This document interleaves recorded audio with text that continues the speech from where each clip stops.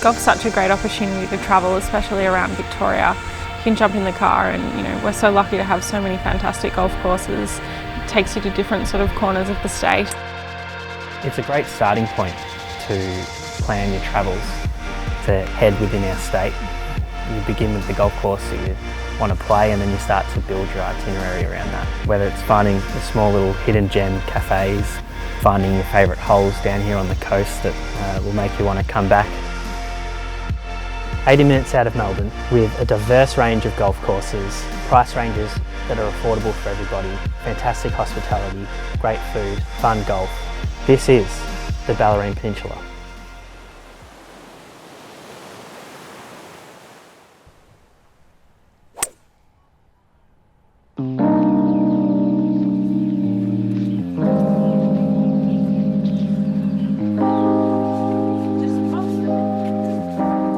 We had a great time. It was a really lovely afternoon. I think we sort of anticipated some more wild weather than we got, but you know, we had a really great afternoon.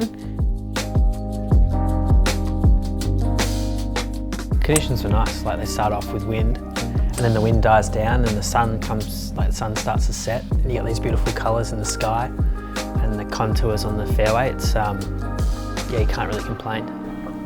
Yes, we're doing the stay and play this weekend. We have decided that the hospitality would be, you know, a really fantastic opportunity to make the most of the course and its offerings. The food's been really lovely, as has the drinks and the hospitality. So yeah, we're looking forward to making the most of, you know, other courses in the area as well over the next few days.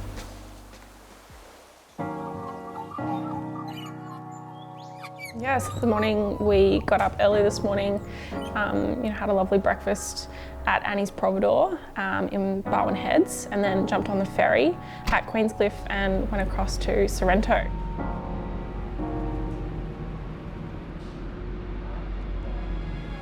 Yeah, we had a good trip across the Heads this morning. It was very, very calm, and we enjoyed a nice cup of tea on our way over.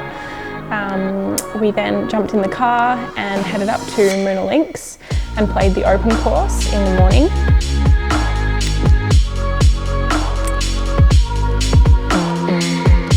To set the scene for Moonah Links, it was a course that Golf Australia wanted to construct to challenge professional golfers.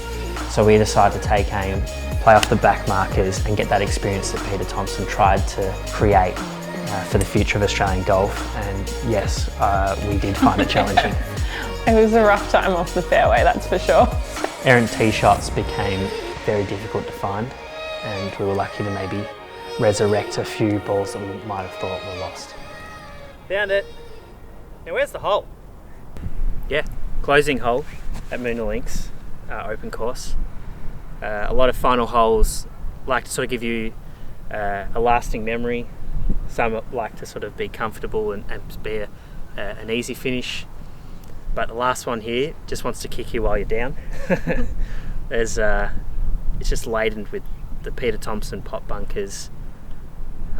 Some of them vary in size. There's a really big one immediately to the right here, and then as you sort of get closer, the pots seem to get smaller, but the collection starts to bring more balls in, like magnets. Look, it's going to be a challenging finish because not only is it laden with bunkers, it's also a really long hole off the back markers, which is what we're doing today.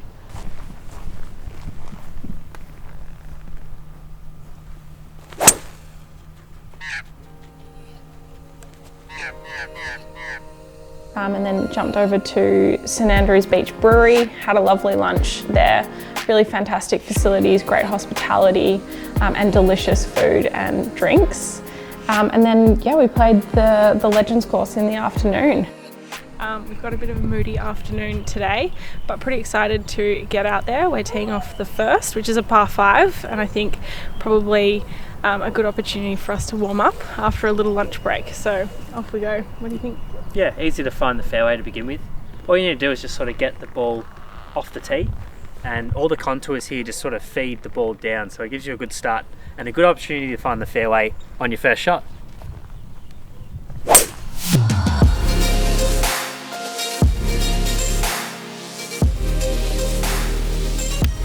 Like the open course, you do get the undulating cups landscape, but there is more intimacy found on the Legends course where you're playing amongst the Moonah trees, and then it starts to sort of open up as you get to the back nine. Yeah, definitely, and I think we were really lucky that the weather sort of cleared out as we were finishing off towards the end of our round, which, you know, really just topped off a great day.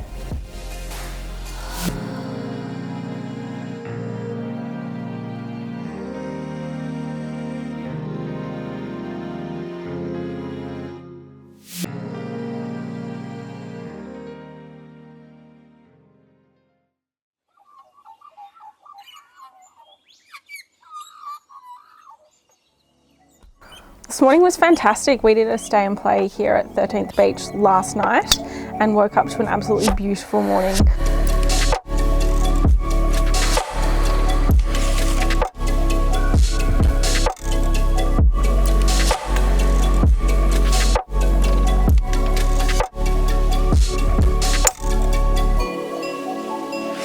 Yeah, morning sunlight was sort of shaping all the wonderful contours sort of that come off the Bellarine coastline.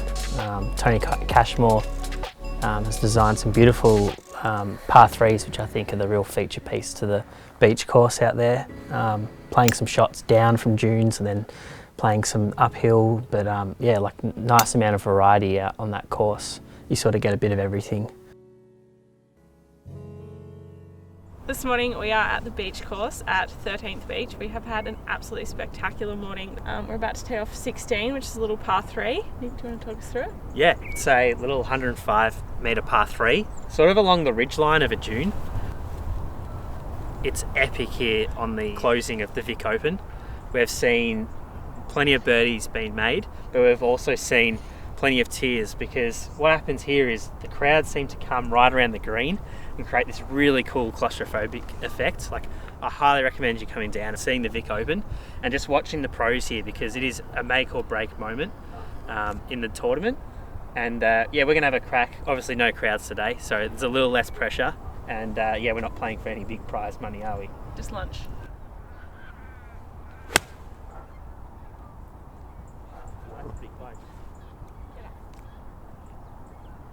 Oh, and like that, it's like only because it's such a small green. I was only just a fraction long there, and it's bounded over the back. I'm going to be in trouble. I'm going to struggle to make par from there. It just shows like small holes are still really relevant in golf, and this is just a cracker.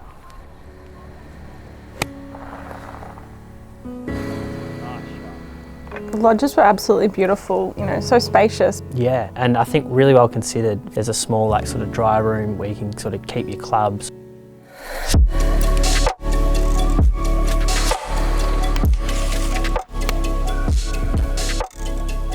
I found that the contrast between the courses is quite stark. Obviously that they're very different landscapes, but the condition of the course overall, you know, both courses was both fantastic.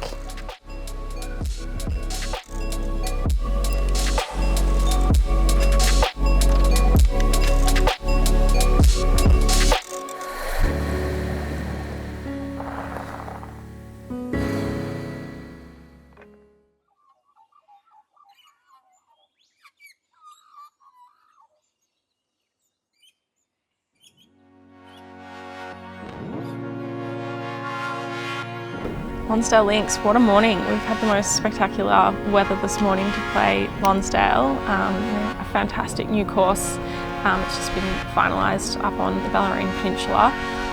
They've got some really cracking holes and some really unique greens in that many of them are square or rectangular and have sort of sharp edges, which is, you know, not what we have a lot of in the Victorian golf scene. We're feeling on top of the world. But I think right now where we're sitting at this clubhouse, we feel on top of the Bellarine Peninsula, don't we?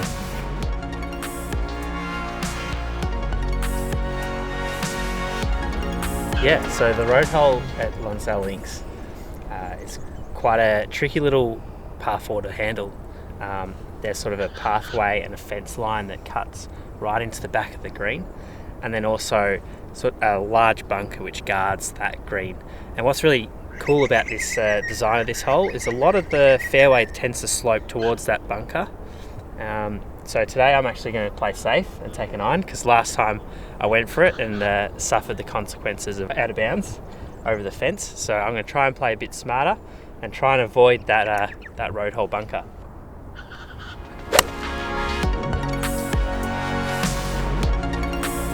Lonsdale's a fun course. It's not going to try and challenge you with its length. It's there to challenge you in the shapes and contours that is something that's sort of unseen and untried in Australia. I think it's you've got to commend the club at Lonsdale for doing what they've done. It's quite a bold move to make a change like they did. It's a course and a club that maybe wasn't discussed so much a couple of years ago, but now has everybody talking. So that's something that is great to see in the golf landscape.